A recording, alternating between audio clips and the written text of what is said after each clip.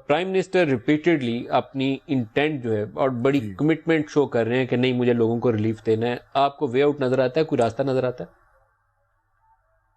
جی میں اس بات کو تسلیم کرتا ہوں کہ سبسڈیز دینا جس طرح سے ابھی ہے اور یہ یوٹیلیٹی سٹورز کے ذریعے اسینشیل فوڈ سٹفس کو, چینی کو, چاول کو, آٹے کو, دالوں کو اس کنٹرول میں رکھنا جو ہے یہ ایک سٹاپ گیپ میجر ہوتا ہے. اس کے سسٹینیبل میجرز جو ہیں وہ مزید بھی ہوتے ہیں, اور میں جوتشی تو نہیں ہوں لیکن میں بہت پر امید ہوں کہ جو یہ جنوری کا فگر تھا 14.6 اس پہ ہماری ملک کی مہنگائی کا جو فگر ہے یہ پیک کر چکا ہے, اور انشاءاللہ اب بہتری جو ہے وہ آئے گی. باقی تمام انڈیکیٹرز جو ہیں میرے اپنے نزدیک جتنا اکانومی کو میں سمجھتا ہوں وہ بہت پازیٹیو ہیں.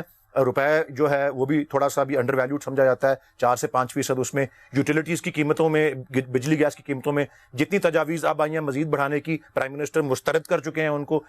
کوئی منی بجٹ نہیں آ رہا, حماد اظہر صاحب نے کل یہ بیان دیا ہے. کوئی مزید ٹیکسز اس وقت جو ہیں وہ نہیں امپوز کیے جا رہے, اسی لیول پہ جو ہیں وہ رکھے جا رہے ہیں. میں ایک آخری بات جو کہوں گا, میں سمجھتا ہوں یہ آپ کے پروگرام کی شروع کی تھیم سے بھی میچ کرتی ہے. اکاؤنٹیبلٹی اور ٹرانسپیرنسی کا ایک حصہ جو ہے میں سمجھتا ہوں بڑا اچھا موقع ہے گورنمنٹ کے پاس یہ کہ یہ جو شوگر انڈسٹری کو جو قوانین جو اس کی ریگولیشن ہے اس میں بہت ڈسٹورشنز ہیں, اور اس میں ٹرانسپیرنسی اگر لے جائے 1950 اور 1960 کے قوانین کے اوپر یہ چل رہی ہے شوگر انڈسٹری, اور سارے کے سارے پولیٹیکل لوگ شوگر انڈسٹریز کو اون کرتے ہیں.